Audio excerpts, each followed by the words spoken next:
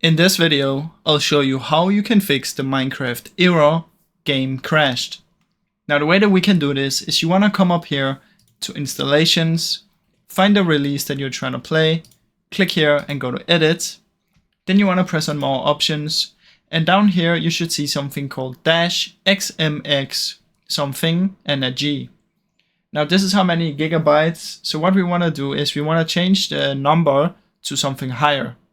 Now the numbers that we can use are 2, 4, 6 and 8.